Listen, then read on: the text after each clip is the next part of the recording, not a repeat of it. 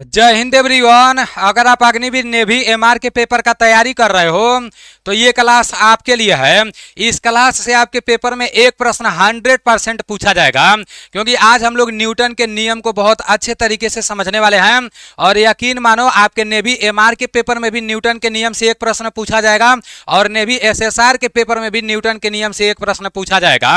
हर साल पूछा जाता है, इस साल भी पूछा जाएगा, इसलिए मैं इस चैप्टर को लिया हूं, ठीक है ना। और 2 दिनों से आप लोग का क्लास नहीं चल पा रहा था, इसके लिए मैं आप सभी साथियों से माफी चाहता हूं। मेरे भाई, मेरे गांव में थोड़ा सा मतलब बारिश वारिश हो गया था ना, उसकी वजह से लाइट कट गया था, तो लाइट नहीं आ रहा था, जिसकी वजह से आप लोग का क्लास नहीं चल पा रहा था। अब तो आप लोगों का नेवी का एग्जाम डेट भी आ गया है। आपका जैसे 22 तारीख से 24 तारीख तक नेवी एमआर का पेपर होगा, उसके बाद से आपका 25-26 को एसएसआर का पेपर होगा, उसके बाद से मेडिकल असिस्टेंट का पेपर हो जाएगा। तो अब आप लोग के पास टाइम बिल्कुल भी नहीं बचा है। अब आप लोगों को ज्यादा से ज्यादा मॉक टेस्ट लगाने का जरूरत है। मॉक टेस्ट आपको एनडीसी क्लास एप्लीकेशन में मिल जाएगा, ठीक है ना। टेस्ट सीरीज वाले ऑप्शन में जाओगे, जैसे फ्री वीकली टेस्ट में नहीं, टेस्ट सीरीज वाले ऑप्शन में जाओगे तो वहां पर नेवी एमआर का 15 मॉक टेस्ट मिलेगा, तो उसको आप लोग देख लेना, ठीक है ना। बाकी चलो चलते हैं, न्यूटन के नियम को बहुत अच्छे तरीके से समझ लेते हैं मेरे भाई। लास्ट में जब जैसे ही हम लोग इस नियम को अच्छे से समझेंगे, उसके बाद से पेपर में इस चैप्टर से जितने भी प्रश्न पूछे गए हैं तो वो प्रश्न मैं लेकर आया हूं। 12 एमसीक्यू प्रश्न लेकर आया हूं। तो आप लोगों को पूरे जैसे पूरे क्लास को समझने के बाद लास्ट में आप लोगों को जो 12 प्रश्न मैं लेकर आया हूं वो भी देखना है और अपना स्कोर बताना है कि 12 प्रश्न में से आपका कितना प्रश्न सही हो रहा है। और अगर आपको मतलब कहीं से अभी कुछ पढ़ाई नहीं की हो और नेवी एमआर के पेपर का तैयारी कर रहे हो तो ये जो ई बुक है ना, इसको आप लोग ले सकते हो। इस ई बुक में जो नेवी एमआर का ऑफिशियल सिलेबस है, उसमें जितने भी चैप्टर का नाम दिया है, प्रत्येक चैप्टर से जितने भी प्रश्न बनने वाले हैं बहुत अच्छे तरीके से इसमें दे दिया गया है। आपको करना क्या है, प्ले स्टोर पर जाना है, वहां एनडीसी क्लास लिखकर सर्च मारना है। प्ले स्टोर पर जब एनडीसी क्लास लिखकर सर्च मारोगे तो ये एप्लीकेशन आ जाएगा। एनडीसी क्लास एप्लीकेशन को डाउनलोड करके इसमें अपना आईडी पासवर्ड बना लेना है। जब आप आईडी पासवर्ड बना लोगे तो आपको पेड कोर्स में जाना है और पेड कोर्स में जाके आप लोग को वहां पर सिर्फ 79 रुपया प्राइस दिखेगा और ई बुक वाला सेक्शन दिखेगा। तो वहां से आप लोगों को ई बुक को परचेज कर लेना है। जब ई बुक को परचेज कर लोगे तो इसको अपने फोन में डाउनलोड कर लेना है, फिर इसका प्रिंट आउट निकलवा लेना है। प्रिंट आउट निकलवा के और अच्छे से जो भी आपके पास टाइम बचा है, 15-16 दिन जो भी बचा है, तो इसमें अच्छे से आप लोगों को पढ़ लेना है, ठीक है ना। क्योंकि इस ई बुक से आप लोगों का जीके जीएस बहुत अच्छे से तैयार हो जाएगा। और आज शाम तक नेवी का आपको फ्री वीकली टेस्ट में फ्री वाला टेस्ट मिल जाएगा। जैसे 2 दिन से लाइट प्रॉब्लम था इसलिए टेस्ट नहीं मिल पाया था, तो आज शाम तक फ्री वीकली टेस्ट में फ्री वाला टेस्ट मिल जाएगा, ठीक है ना। तो उसको भी आप लोग देख लेना। अब हम लोग अच्छे से न्यूटन के नियम को समझ लेते हैं। अच्छे से समझने का कोशिश करना, अगर समझोगे तो सारी चीजें आपको समझ में आ जाएगा, ठीक है ना। कल से 8 बजे से रेगुलर आप लोग का क्लास चलेगा। जिस टाइम 8 बजे क्लास मिल जाता था उस टाइम आपको मिल जाएगा कल से, ठीक है ना। चलो, ये जो सबसे पहले आप लोग ये समझो कि ये जो न्यूटन का नियम है तो ये किस में आता है। जैसे आपका ये तो साइंस है, तो साइंस में भी आपका फिजिक्स होता है, केमिस्ट्री होता है, बायोलॉजी होता है। मेरे भाई एकदम जीरो लेवल से मैं समझाऊंगा, ठीक है ना। देखो, जो आपका न्यूटन का नियम है ये आपका भौतिक विज्ञान में आता है, फिजिक्स में आता है, ये तो क्लियर हो गया। अब न्यूटन का जो नियम है तो इसका परिभाषा हम लोग देख लेते हैं कि इसका शुरुआत कहाँ से हुआ, क्या है। मेरे भाई, सन 1686 ईस्वी में सर आइजैक न्यूटन ने गति से संबंधित 3 नियम का प्रतिपादन किया, जिसे हम लोग न्यूटन का नियम कहते हैं। मेरे भाई, सिंपल सी बात है, सन 1686 ईस्वी में सर आइजैक न्यूटन ने, किसने, सर आइजैक न्यूटन ने गति से संबंधित 3 नियमों का प्रतिपादन किया, जिसे न्यूटन का नियम कहते हैं, ठीक है ना। याद रखना आप सभी साथी, ये पेपर में नहीं पूछा जाएगा, पेपर में क्या पूछा जाएगा सब मैं आप लोगों को बताऊंगा, ठीक है ना। बस आपके जानकारी के लिए बता दे रहा हूं कि सन 1686 ईस्वी में सर आइजैक न्यूटन ने गति से संबंधित 3 नियम दिए, जिसे हम लोग न्यूटन का नियम कहते हैं। अब देखो, जो आपका 3 नियम है गति का, तो सबसे पहला नियम क्या है, न्यूटन का नियम बोलो चाहे गति का नियम बोलो, कंफ्यूजन में नहीं पड़ना। पहला आपका नियम है गति का प्रथम नियम, जिसे हम लोग क्या बोलते हैं, जड़त्व का नियम भी बोलते हैं। याद रखना, पेपर में यहां से डायरेक्ट प्रश्न पूछ देगा कि जड़त्व का नियम जैसे गति के किस नियम को कहते हैं, तो गति के प्रथम नियम को जड़त्व का नियम कहते हैं। याद रखना आप सभी साथी। उसके बाद से आपका है गति का दूसरा नियम, गति का द्वितीय नियम। तो गति का जो दूसरा नियम है ना, जो न्यूटन का जो दूसरा नियम है, तो वो आपका संवेग का नियम है। याद रखना, जब पूछ देगा, इसमें कुछ सूत्र भी है, आगे मैं आप लोगों को अभी पूरा अच्छे से बताने वाला हूं, टेंशन नहीं लेना। मेरे भाई गति का जो दूसरा नियम है इसको संवेग का नियम भी कहते हैं। पेपर में पूछ देगा कि संवेग का नियम गति के किस नियम को कहते हैं, तो मेरे भाई दूसरे नियम को, जैसे संवेग के जो भी आपका संवेग का नियम है, तो गति के दूसरे नियम को संवेग का नियम भी कहा जाता है, ठीक है ना। और गति का जो तीसरा नियम है तो वो आपका है क्रिया प्रतिक्रिया का नियम। मेरे भाई पेपर में यहां से भी डायरेक्ट प्रश्न पूछा जाता है कि क्रिया प्रतिक्रिया का नियम गति के किस नियम को कहते हैं, तो गति के तीसरे नियम को क्रिया प्रतिक्रिया का नियम कहते हैं। तो तीनों नियम के बारे में आपको अच्छे से समझ में आ गया है। अभी मैं सिर्फ इतना बताया हूं कि प्रथम नियम को क्या कहते हैं, द्वितीय नियम को क्या कहते हैं, तृतीय नियम को क्या कहते हैं। अब आगे चलते हैं। यहां पर बताया गया कि गति का प्रथम नियम, सबसे पहले हम लोग प्रथम नियम के बारे में अच्छे से समझ लेते हैं, फिर दूसरे नियम के बारे में अच्छे से समझेंगे। जो आपका गति का प्रथम नियम है, चाहे न्यूटन का प्रथम नियम बोलो चाहे गति का प्रथम नियम बोलो, ठीक है ना, बात बराबर है। गति का जो प्रथम नियम है इसे हम लोग जड़त्व का नियम कहते हैं।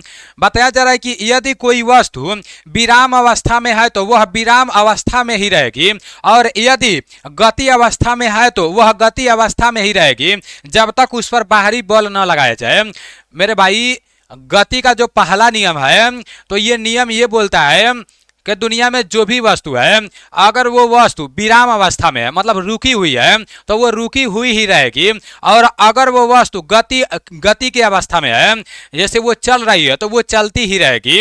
अब आप लोगों के मन में चल रहा होगा कि यार जैसे हम लोग साइकिल चलाते हैं, कुछ भी, जैसे हम लोग मान लो गेना फेंके, एक गेंद फेंके, फुटबॉल, मान लो हम लोग लात से फुटबॉल को मारे, ठीक है, तो आप लोगों के मन में चल रहा होगा कि भाई फुटबॉल क्यों नहीं हमेशा चलते रहता है, क्यों रुक जाता है। मेरे भाई जब ये रुकता है ना, तो जमीन पर जैसे ये गिरता है, तो ये घर्षण बल के कारण, जमीन से जब घर्षण करता है तो उसके कारण ये रुकता है, नहीं तो ये रुकता नहीं, ठीक है ना। तो गति का पहला नियम यही कहता है कि कोई वस्तु अगर चल रही है तो वो चलती ही रहेगी जब तक उस पर बाहरी बल ना लगाया जाए। बाहरी बल लगाकर उसे रोका जाता है, ठीक है ना। और बोलते हैं कि अगर कोई वस्तु रुकी है तो ये हमेशा के लिए रुकी ही रहेगी। यहाँ पर अगर ये वस्तु रुकी है, हमेशा के लिए रुकी ही रहेगी जब तक इस पर कोई बाहरी बल ना लगाया जाए। रुकी है, बाहरी बल लगाकर इसे उठा देंगे, यहाँ से हटा देंगे, चल रही है तो चलती ही रहेगी। और जब रुकेगी तो मेरे भाई कोई बाहरी बल लगेगा, या तो हवा के, मतलब हवा से भी रुक सकता है आपका, आप लोगों को पता ही होगा, या तो पृथ्वी के घर्षण से रुक सकता है, बस ये है, ठीक है ना। और कोई भी ट्रेन व्रेन चलती है, बस वो चलती है, आप लोगों को पता होगा, उसमें भी बाहरी बल लगाया जाता है रोकने के लिए। अगर बाहरी बल नहीं लगाया जाता ना तो वो कभी रुकता नहीं, वो पता नहीं कहाँ चला जाता। तो प्रथम नियम आप लोग को अच्छे से समझ में आ गया है। ये जो आपका फुटबॉल है, फुटबॉल देखो अगर ये स्थिर है तो स्थिर ही रहेगी, ये यहीं पर रहेगी, कहीं नहीं जाएगी जब तक बाहरी बल नहीं लगाओगे। और जब आप बाहरी बल लगा दिए, आप लात से मार दिए, तो फुटबॉल ये जाने लगेगी, ठीक है ना, और ये जाती ही रहेगी जब तक आप बाहरी बल नहीं लगाओगे, तब तक रुकेगी नहीं। इसको बाहरी बल लगाने के लिए आप नेट कुछ भी लगा सकते हो यहाँ पर। अगर ये नहीं भी लगेगा तभी भी अपने आप जब ये जमीन पर गिरेगी, आप लोगों को पता होगा जैसे अपने तरफ मतलब जो भी आपका गुरुत्वाकर्षण होता है, जमीन अपने तरफ सारी चीजों को खींचती है। अभी इसको छोड़ोगे तो जमीन ये नीचे चला जाएगा, इसको ऊपर भी तो चला जाना चाहिए। तो मेरे भाई ये जमीन पर जैसे ही जाएगी तो जमीन के घर्षण के कारण ये बल ये आपका फुटबॉल रुक जाएगा, ठीक है ना। इतना आप लोगों को पता चल गया। अब आगे यहाँ पर जैसे जो आपका न्यूटन का प्रथम नियम है, इसे जड़त्व का नियम भी कहते हैं। मैं आप लोगों को शुरुआत में ही बताया हूँ। तो जो आपका जड़त्व है, जड़त्व किसे कहते हैं ये आप लोग समझो, सब कुछ अच्छे से समझाऊंगा जो आपके लिए इंपॉर्टेंट है। यहाँ पर जड़त्व है, तो जड़त्व किसी वस्तु का वह गुण है जिसके कारण वस्तु अपनी विराम की अवस्था गति की अवस्था में होने वाले परिवर्तन का विरोध करती है। जड़त्व किसे कहते हैं ये बोल रहा है। तो जड़त्व वह गुण है जिसके कारण वस्तु अपनी विराम अवस्था अथवा गति अवस्था में होने वाले परिवर्तन का विरोध करती है। जड़त्व उसी को कहते हैं, जैसे मान लो हमारा विराम अवस्था है, उसमें कोई परिवर्तन हो रहा है तो उसी का विरोध करती है जड़त्व, ठीक है ना। और जड़त्व के दो प्रकार होते हैं, एक आपका विराम का जड़त्व होता है, दूसरा आपका गति का जड़त्व होता है। पेपर में कैसे प्रश्न पूछा जाएगा, अभी जब पूरा क्लास समाप्त करते करते ना आपको सब कुछ समझ में आ गया होगा, तो बस क्लास अभी करते जाना, बस क्लास को देखते जाना, ठीक है ना। जड़त्व दो प्रकार के होते हैं, विराम का जड़त्व और गति का जड़त्व। अब आगे चलते हैं, विराम का जड़त्व किसे कहते हैं, गति का जड़त्व किसे कहते हैं, ये भी हम लोग समझ लेते हैं। अभी न्यूटन के प्रथम नियम में हम लोग हैं। विराम का जड़त्व किसे कहते हैं? यदि कोई वस्तु रुकी हुई है तो रुकी ही रहेगी। देखो विराम से ही नाम लग रहा है कि भाई विराम कर रहा है, मतलब वो सो रहा है, रुकी हुई है, ठीक है ना। विराम का जड़त्व किसे कहते हैं? यदि कोई वस्तु रुकी हुई है तो रुकी हुई ही रहेगी जब तक कि उस पर बाहरी बल न लगाया जाए। उदाहरण में यहाँ पर दिया गया है कि अचानक गाड़ी को चलने पर यात्री पीछे की ओर झुक जाता है। अब देखो ये प्रश्न 100% पूछा जाता है मेरे भाई, ये तो मैं उदाहरण के तौर पर बताया हूं। अब देखो यहां से तो सीधा सीधा प्रश्न ये पूछ देता है कि भाई अचानक गाड़ी को चलने पर यात्री पीछे की ओर झुक जाता है, तो ये नियम जैसे न्यूटन का चौथा नियम प्रदर्शित करता है। ये न्यूटन का चौथा नियम है, तो आप लोगों को पता होगा कि न्यूटन का प्रथम नियम है जिसे जड़त्व का नियम भी बोलते हैं। लेकिन अगर इसको प्रश्न को थोड़ा और हार्ड बनाना होगा तो ये बोल देगा कि ये विराम का जड़त्व है या गति का जड़त्व है, ये भी पूछ सकता है। तो ये मेरे भाई विराम का जड़त्व है, क्योंकि देखो अचानक गाड़ी को चलने पर, जैसे मान लो गाड़ी में एक आदमी बैठा हुआ है, मतलब विराम कर रहा है। विराम का जड़त्व हम लोग पढ़ रहे हैं, कोई गाड़ी है, बस है, ठीक है, उसमें आप विराम कर रहे हो, विराम अवस्था में हो, गाड़ी भी अभी आराम कर रही है। अचानक जब गाड़ी चलेगी तो फिर जो भी मतलब यात्री बैठा रहेगा, आप भी बैठे रहोगे।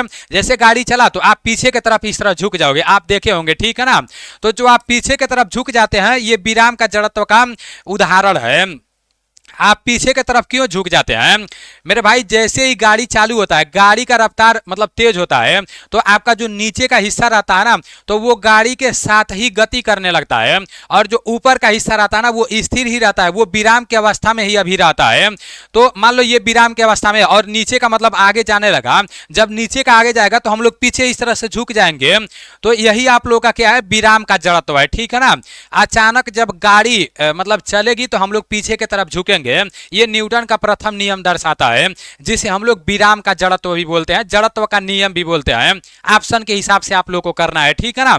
तो ये आपको समझ में आ गया। फिर बताया जा रहा है कि पेड़ हिलाने पर फल का नीचे गिरना। मेरे भाई पेड़ पर फल पड़ा जैसे मतलब रहता है, ठीक है ना, जब उसको हिलाते हैं तो तुरंत नहीं गिरता है, पहले बहुत ज्यादा उसको हिलाते हैं, ठीक है ना, उसके बाद से फिर बाद में वो नीचे गिरता है। मतलब पहले हिलाएंगे पूरा पेड़ को, उसके बाद से फिर क्या करेगा, जो फल रहेगा वो नीचे गिरेगा, ठीक है ना। तो अभी ये भी आपका जो भी आपका गाड़ी है, जैसे जब चलेगी तो तुरंत हम लोग पीछे की तरफ होंगे, फिर हम लोग अपने बैलेंस पर आ जाएंगे, ठीक है ना। तो ये आपको पता होना चाहिए। अब देखो ये पेपर में पूछ सकता है कि पेड़ हिलाने पर फल का नीचे गिरना न्यूटन का चौथा नियम है, तो प्रथम नियम को दर्शाता है, जड़त्व के नियम को दर्शाता है, और जड़त्व के नियम में भी विराम का जड़त्व का नियम दर्शाता है। तो ये आपको पता होना चाहिए, ठीक है ना। चलो अब गति का जड़त्व देख लेते हैं। मैं बताया हूं कि जड़त्व का दो नियम, जड़त्व में भी दो नियम है, एक विराम का है और दूसरा गति का है। तो जो गति का है, कोई वस्तु गतिशील है तो गतिशील ही रहेगी। जो गति का नियम है वो क्या बोलता है, गति का जो जड़त्व है वो बोलता है कि यदि कोई वस्तु गतिशील है तो वो गतिशील ही रहेगी जब तक उसे रोकने के लिए बाहरी बल न लगाया जाए। जैसे यहाँ पर दिया है, अचानक गाड़ी रोकने से आगे की तरफ झुक जाना, दोनों में फर्क है मेरे भाई। यहाँ पर बोला गया था कि अचानक गाड़ी को चलने से यात्री पीछे की तरफ झुक जाता है, और यहाँ बोल रहा है कि अचानक गाड़ी जैसे मान लो चल रही है, गति की अवस्था में है गाड़ी, आप बैठे हुए हो और वो तुरंत ब्रेक मारा तो आप पीछे की तरफ नहीं आओगे, जब ब्रेक मारेगा तो आप आगे की तरफ झुक जाओगे, आप देखे होंगे, ठीक है ना। तो ये क्या होता है, गति का जड़त्व का नियम होता है। ऐसा क्यों होता है कि आप आगे की तरफ झुक जाते हो मेरे भाई? जब गाड़ी चलती है ना तो फिर आपका क्या होता है, जो भी आपका नीचे वाला हिस्सा रहता है वो तो आपका स्थिर रहता है, वो तो आपका पूरा मतलब बैठा हुआ रहता है, और जो ऊपर का हिस्सा रहता है तो वो आपका गति में रहता है। और जैसे ही गाड़ी रुकेगा तो मेरे भाई नीचे वाला हिस्सा तो मतलब स्थिर अवस्था में ही रहेगा, लेकिन ऊपर वाला हिस्सा अभी गति की अवस्था में ही रहेगा, ठीक है ना। तो जैसे ही मतलब गाड़ी रुकेगा तो आपका ऊपर वाला हिस्सा जैसे इस तरह आगे की तरफ झुक जाएगा, ठीक है ना। तो ये गति का जड़त्व का नियम है, ठीक है ना, याद रखना, गति का जड़त्व है, याद रखना आप सभी साथी। पेपर में डायरेक्ट पूछा जाएगा, अचानक गाड़ी को चलने पर यात्री पीछे की तरफ झुक जाता है, तो न्यूटन का चौथा नियम को प्रदर्शित करता है, प्रथम नियम को, और प्रथम नियम में भी विराम का जड़त्व यह है, ठीक है ना। और जो आपका यह है अचानक गाड़ी रोकने पर यात्री आगे की तरफ झुक जाता है, तो ये भी न्यूटन के प्रथम नियम को प्रदर्शित करता है, और प्रथम नियम में भी जैसे गति के जड़त्व को प्रदर्शित करता है। तो ये पता होना चाहिए। चलो पहला नियम तो हम लोग समाप्त कर दिए हैं।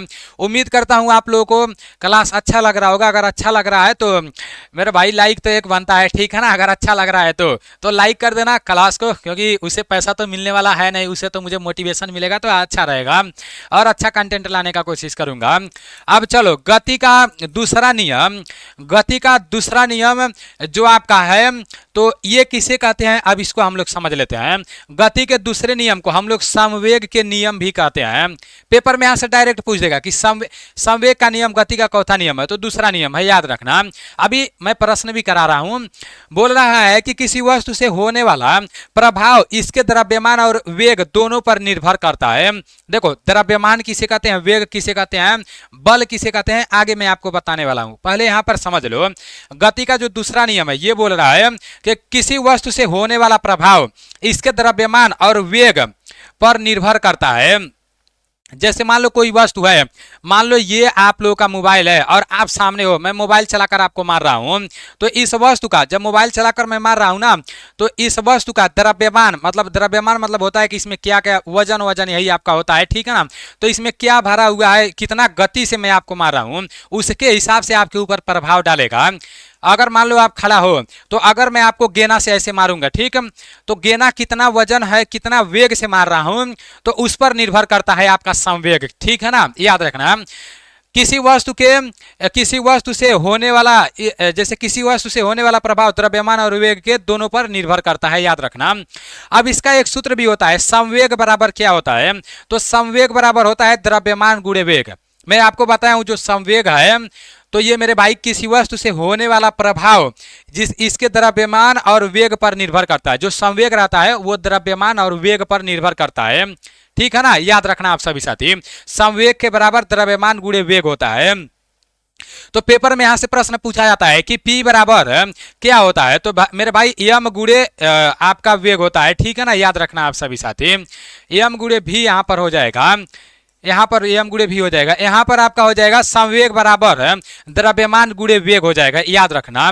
अब नीचे यहाँ पर बोला गया किसी पिंड के वेग और द्रव्यमान का गुणनफल ही उसका संवेग कहलाता है।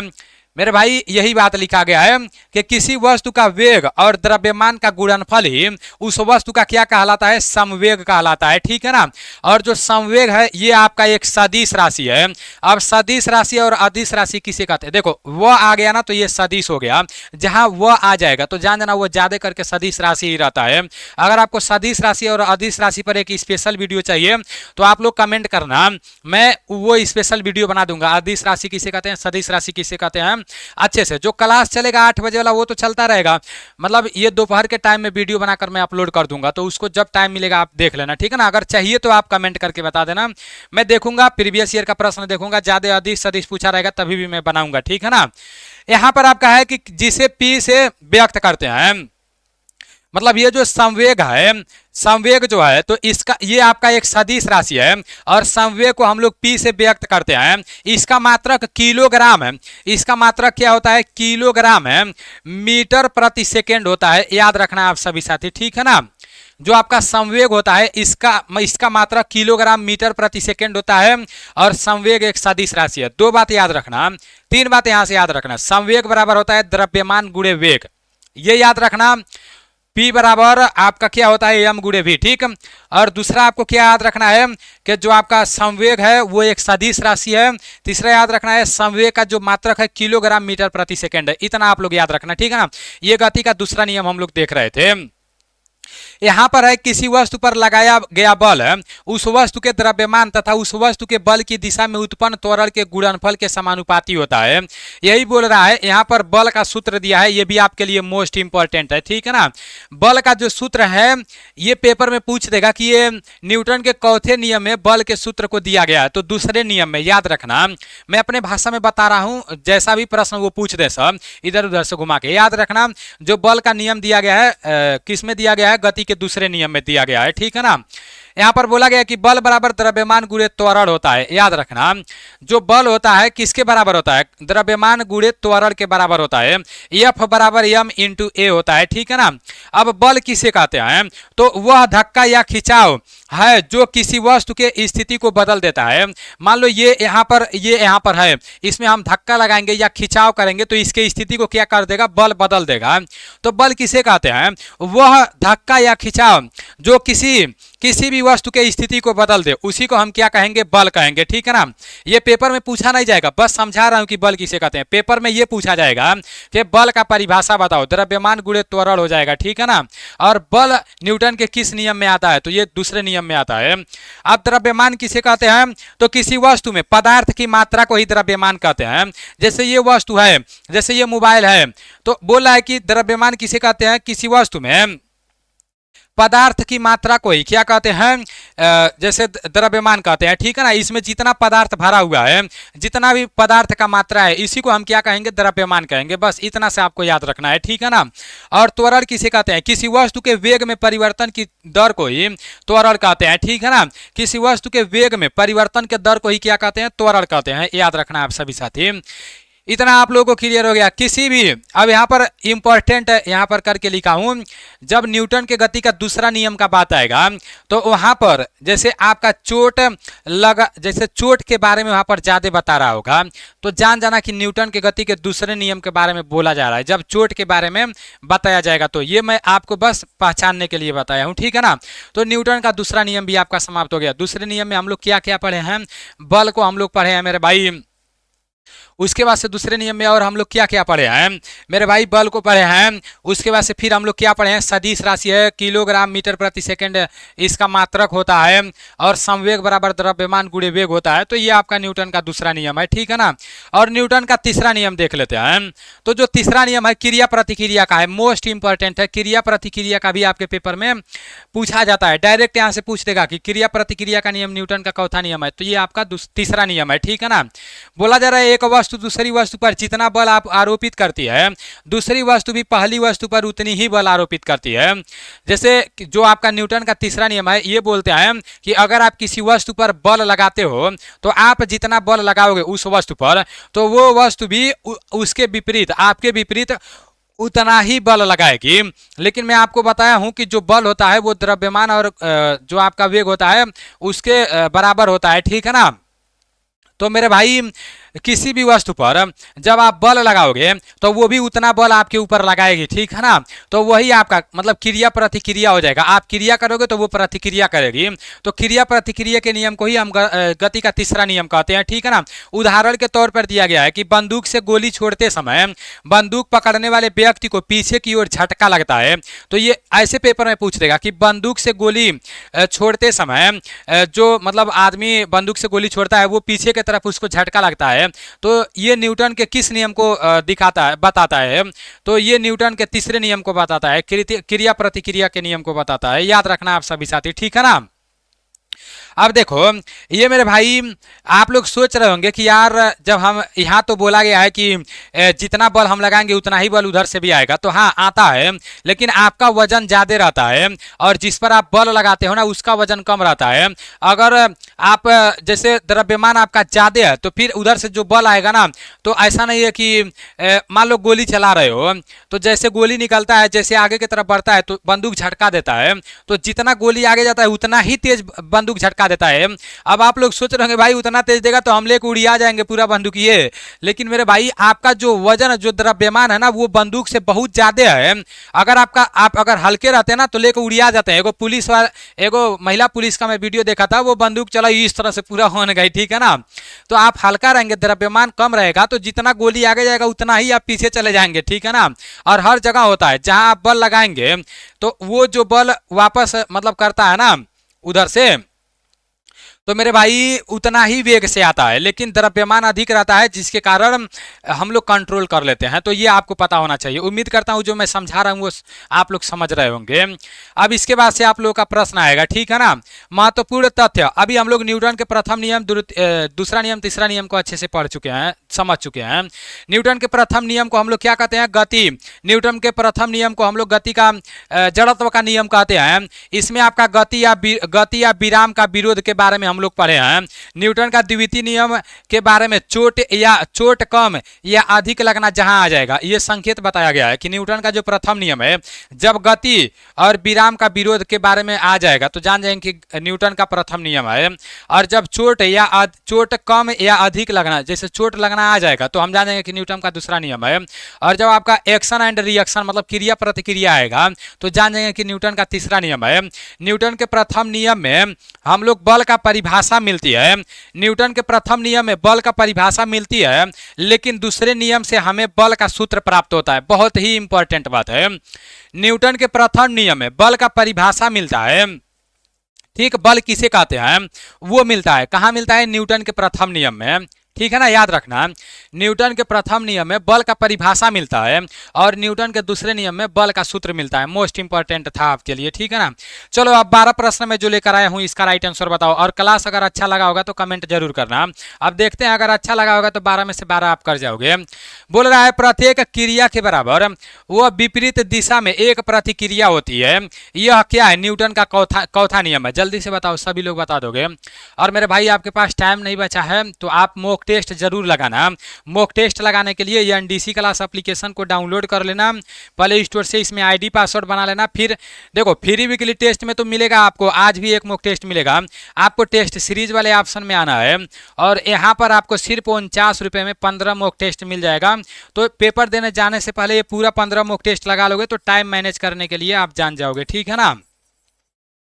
चलो इसका राइट आंसर आप लोग बताओ। क्रिया प्रतिक्रिया न्यूटन का आपका कहा गया तीसरा नियम है। ये आपका क्रिया प्रतिक्रिया का न्यूटन का तीसरा नियम है, याद रखना आप सभी साथी। गिनती करते जाना कितना प्रश्न हो रहा है। जल में तैरना न्यूटन की गति के किस नियम का कारण है? जल में तैरना, आप खुद दिमाग लगाओ। जल में जब आप तैरते हो ऐसे पानी को पहले ऐसे करते हो, ठीक है ना, तो आप फिर आगे की तरफ जाते हो, मतलब आप क्रिया करते हो तो फिर प्रतिक्रिया होता है, ठीक है ना। तो ये भी न्यूटन का चौथा नियम हो जाएगा, ये भी आपका तृतीय नियम हो जाएगा। ये भी आपका क्रिया प्रतिक्रिया का नियम है। अगर आप जल में नाव चला रहे हो तो आप जैसे मान लो ऐसा थोड़ी कि जिधर आप जा रहे हो तो उधर ही जो आप बांस से ऐसे करते हो तो उधर ही आप करते हो, नहीं मेरे भाई। बांस से आप पीछे की तरफ ढकेलते हो तो आगे की तरफ बढ़ते हो।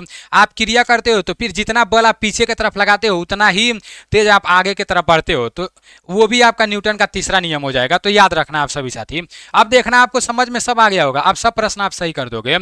भले से आपको शुरू में लग रहा होगा यार पता नहीं समझ आएगा कि नहीं, लेकिन अब आ गया होगा। कोई पिंड जब तक विराम अवस्था में ही बना रहेगा तब तक उस पर बाह्य बल कार्य करता है, यह कथन है।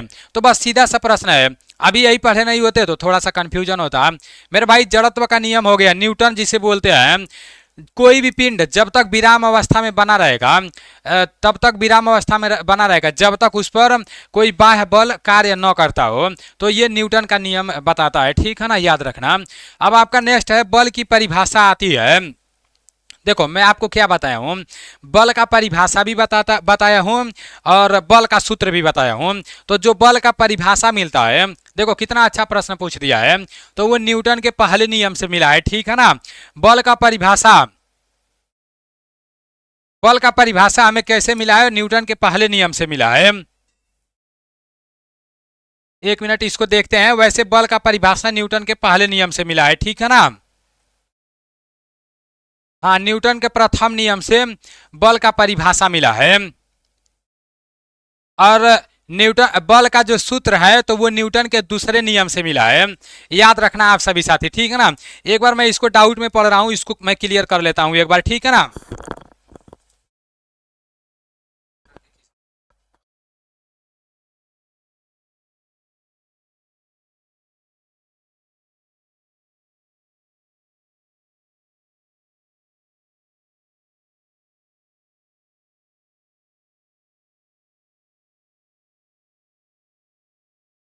ये यहाँ पर अभी मेरे भाई बल का परिभाषा न्यूटन के पहले नियम से मिलता है। आप लोग देखिए ये बल किसे कहते हैं, न्यूटन के पहले नियम से मिला है।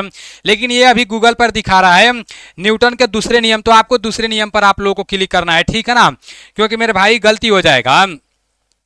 हो सकता है न्यूटन का जो सूत्र है तो आपका जैसे जो न्यूटन का सूत्र है तो उसके हिसाब से ये लोग बोल रहे हैं कि हाँ न्यूटन के दूसरे नियम से बल का परिभाषा और बल का सूत्र भी मिलता है। अगर इसके ऊपर मैं ऑब्जेक्टिव जब ऑनलाइनर प्रश्न लेकर आऊंगा ना तो फिर मैं एक बार और चर्चा करूंगा, एक बार और मैं अच्छे से सर्च करके चर्चा करूंगा। लेकिन जो भी है मैं आपके सामने रख दिया हूँ।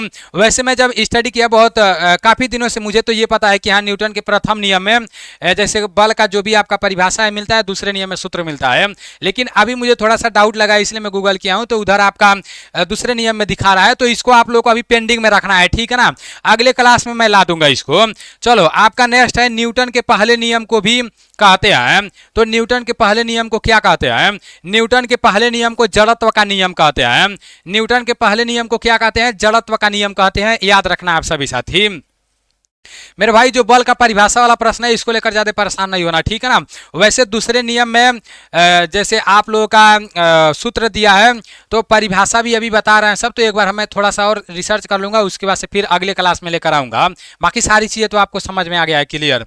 चलती हुई बस जब अचानक ब्रेक लगाती है उसमें बैठे हुए यात्री आगे की दिशा में गिरते हैं, इसको किसके द्वारा समझाया जाता है?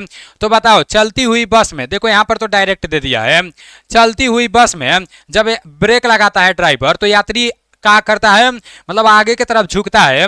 तो न्यूटन के प्रथम नियम में हम लोग पढ़े हैं, और न्यूटन के प्रथम नियम में भी गति का जो आपका है ना तो उसमें हम लोग देखे हैं, ठीक है ना। गति का जड़त्व में हम लोग देखे हैं। आपका नेक्स्ट प्रश्न यहाँ पर है कि रॉकेट की कार्य प्रणाली किस सिद्धांत पर कार्य करती है? तो रॉकेट का कार्य प्रणाली किस सिद्धांत पर कार्य करती है? मेरे भाई रॉकेट को जब आप जलाओगे कुछ गैस नीचे की तरफ फेंकेगा, और जैसे ही फेंकेगा तो ऊपर की तरफ उड़ जाएगा, ठीक है ना। तो क्रिया प्रतिक्रिया हो गया, तो ये आपका तीसरे नियम को प्रदर्शित करती है, ठीक है ना। कहाँ गया तीसरा नियम? ये न्यूटन का तीसरा नियम हो गया। मेरे भाई ये सब प्रश्न, इसमें से एक प्रश्न आपके पेपर में 100% पूछा जाएगा। बल गुणनफल है तो बल किसके गुणनफल के बराबर होता है? मेरे भाई द्रव्यमान और त्वरण के गुणनफल के बराबर होता है बल। याद रखना, द्रव्यमान और त्वरण के बराबर होता है बल, ठीक है ना। एफ बराबर क्या होता है? एम इंटू ए होता है, आप लोगों को पता ही होगा। चलो आपका नेक्स्ट है कि किसी कालीन की सफाई के लिए यदि उसे छड़ी से पीटा जाए तो उसमें कौन सा नियम लागू होता है? मतलब कोई गद्दा है उसमें पूरा मान लो पूरा कचरा भरा हुआ है, गर्दा भरा हुआ है, अगर आप उसे छड़ी से पीटोगे तो कौन सा नियम उसमें मतलब परिवर्तन, कौन सा नियम लगेगा? तो ये आपका न्यूटन का पहला नियम लगेगा, ठीक है ना। क्योंकि जैसे आप पीटोगे उसमें तो जो भी आपका स्थिर अवस्था में जो भी आपका रहेगा गर्दा जो भी रहेगा तो वो उड़ने लगेगा, ठीक है ना। याद रखना आप सभी साथी, ये आपका न्यूटन का पहला नियम का उदाहरण है। संवेग क्या होता है? तो संवेग किसके बराबर होता है? मैं आपको बहुत अच्छे से बताया हूँ, ठीक है ना। जो संवेग होता है वो द्रव्यमान गुणे त्वरण के बराबर होता है। याद रखना, संवेग किसके बराबर होता है? द्रव्यमान गुणे नहीं, द्रव्यमान गुणे वेग के बराबर होता है संवेग। याद रखना आप सभी साथी। नेक्स्ट है कि जब एक दौड़ता हुआ घोड़ा अचानक रुक जाता है तो घोड़े पर सवार आगे की दिशा में गिरता इस किस वजह से? मतलब मान लो कोई घोड़ा दौड़ रहा है और जैसे ही वो घोड़ा रुका तो घोड़े पर बैठा हुआ आदमी अचानक में अगर घोड़ा रुक गया तो वो तुरंत आगे की तरफ फेंका जाएगा। तो मैं आपको बताया हूँ, कोई वस्तु चल रही है और वो तुरंत, मान लो गाड़ी ही चल रही है, तुरंत ब्रेक लग रहा है तो आगे की तरफ झुक जाते हैं। घोड़ा ही दौड़ रहा है, उस पर रुके हुए हैं, तुरंत वो घोड़ा रुकेगा तो वो आगे की तरफ आप झुक जाएंगे, तो ये गति का जड़त्व हो जाएगा, ठीक है ना। देखो गहराई से ये थोड़ा सा पूछा है, ये न्यूटन का प्रथम नियम तो है लेकिन गति का जड़त्व में आ जाएगा, ठीक है ना। आपका नेक्स्ट है और आज का लास्ट प्रश्न है। अच्छा लगा होगा क्लास तो अच्छे से कमेंट करना, अच्छा कमेंट करना। जैसे ही नाविक आगे की दिशा में कूदता है नाव पीछे की ओर चली जाती है। यह उदाहरण न्यूटन के किस नियम को दिखाता है? मान लो नाव आई है, नाव मतलब लेकर आया कोई नाविक, ठीक, और वो मतलब मान लो जैसे वैसे नाव पर से कूद रहा है, ठीक, बाहर आ रहा है, तो जैसे नाव पर से कूदेगा वैसे जैसे ये गति करके कूदेगा वैसे नाव पीछे की तरफ जाएगा। तो मेरे भाई ये न्यूटन का तीसरा नियम हो जाएगा, ठीक है ना, क्योंकि ये जैसे ही क्रिया करेगा तो वो प्रतिक्रिया हो जाएगा। तो न्यूटन का आपका तीसरा नियम हो जाएगा। आप लोग का न्यूटन के नियम का जो भी चैप्टर था ये समाप्त हो गया है। उम्मीद करता हूँ कि बहुत अच्छे से आप लोग को ये चैप्टर समझ में आया होगा। और अगर आपको चैप्टर अच्छे से समझ में आया है तो मेरे भाई अच्छा फीडबैक देना, ठीक है ना, ताकि मैं इस तरह से क्लास ला सकूँ। मिलते हैं अगले क्लास में। जय हिंद।